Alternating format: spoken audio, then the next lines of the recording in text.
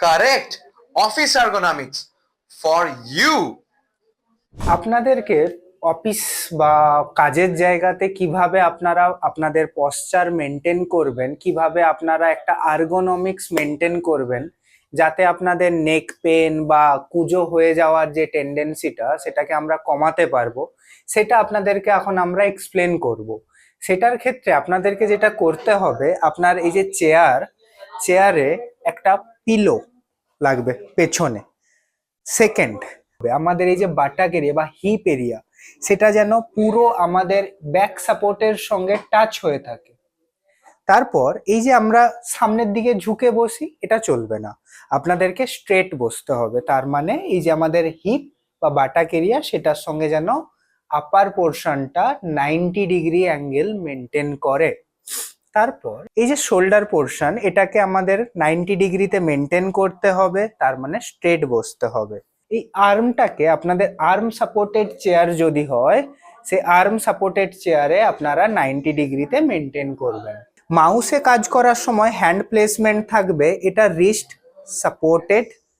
এই যে wrist portion, এটা যেন আপনার টেবিল সারফেসের সঙ্গে টাচ থাকে।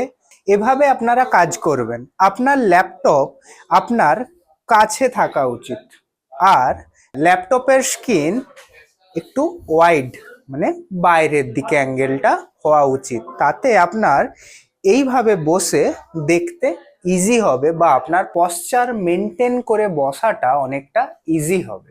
তারপর আপনাদেরকে মাথায় রাখতে হবে আপনাদের এই যে হাঁটু বা নি, এটা যেন 90 ডিগ্রি অ্যাঙ্গেলে মেনটেন থাকে।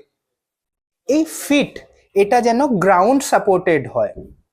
আপনাদেরকে এটা মাথায় রাখতে হবে, আপনারা যখন কন্টিনিউ বসে কাজ করছেন তখন প্রত্যেক 15 মিনিটের গ্যাপে আপনাদেরকে পশ্চার বা আপনার পজিশন চেঞ্জ করতে হবে। সেটা কিভাবে করবেন?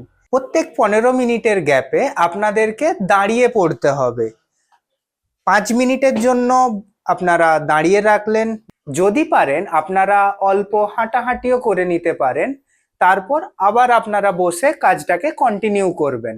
আপনারা আবার 15 মিনিট কন্টিনিউ কাজ করলেন, আবার 5 মিনিটের জন্য গ্যাপ নেবেন। আর বডিকে হাইড্রেটেড রাখার জন্য আপনাদেরকে জল খাওয়াটাকে মেনটেন করতে হবে। কতটা?